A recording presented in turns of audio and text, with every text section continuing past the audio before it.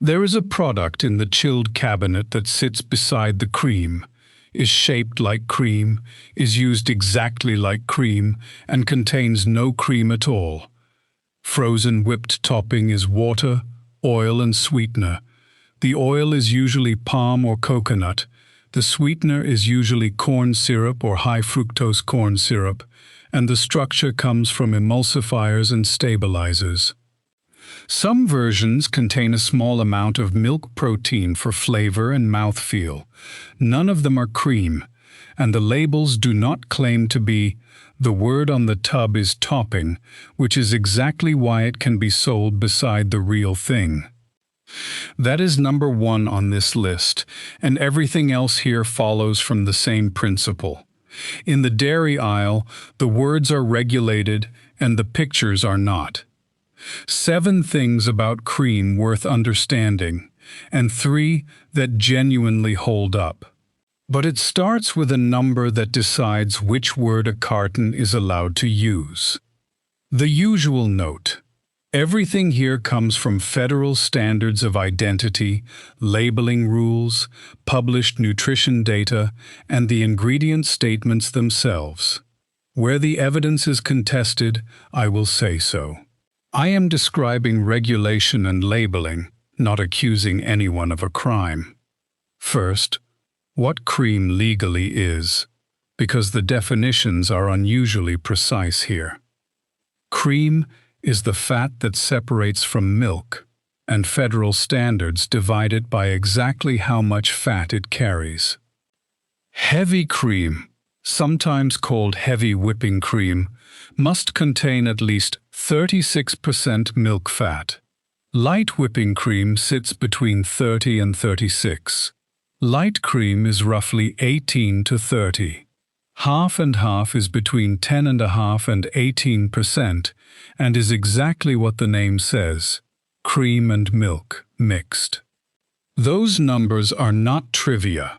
Fat is what makes cream whip and what stops it splitting in a hot sauce.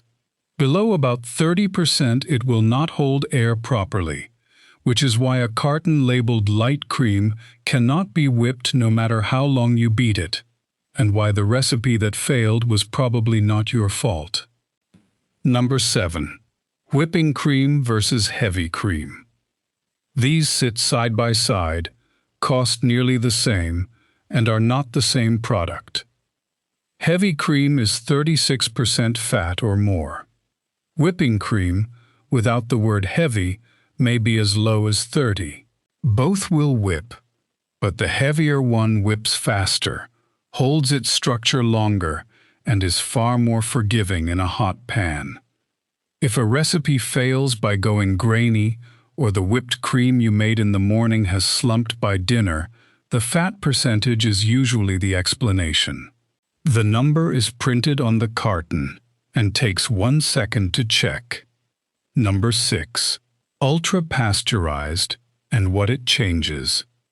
Most supermarket cream is now ultra-pasteurized, heated far hotter than standard pasteurization for a very short time. The benefit is real.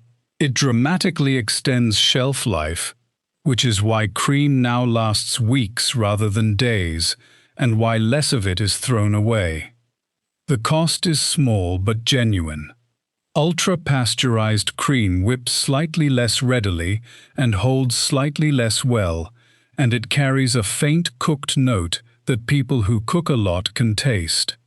Standard pasteurized cream, where you can find it, performs better and lasts a fraction as long.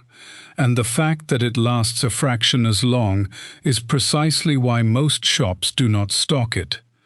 Neither is a scandal. It is a trade between performance and waste, and the industry chose waste reduction. Number 5. The ingredients in something that should have one. Pick up a carton of heavy cream and read it.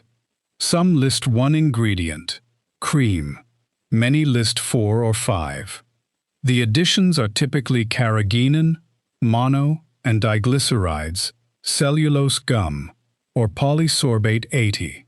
They stabilize the emulsion, stop the fat separating in the carton, and make the cream whip more predictably under conditions the manufacturer cannot control. They are approved additives at these levels, and the safety evidence is reassuring. That is the honest position, and I am not going to inflate it. What they tell you is compositional.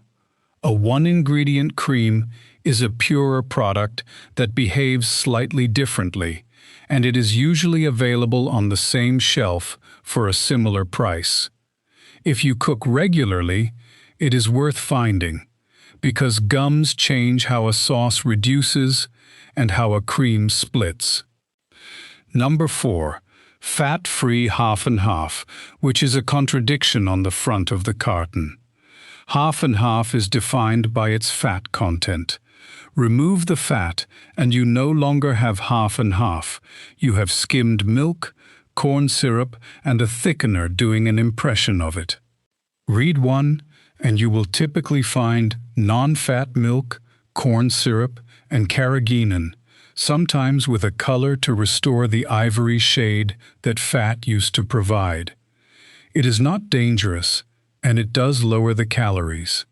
But you are buying corn syrup to replicate the mouthfeel of a fat you removed, and the product will still split in hot coffee because the thing that stopped it splitting was the fat. Number 3. Aerosol cream, which is better than its reputation. This one surprises people, so it is worth being clear.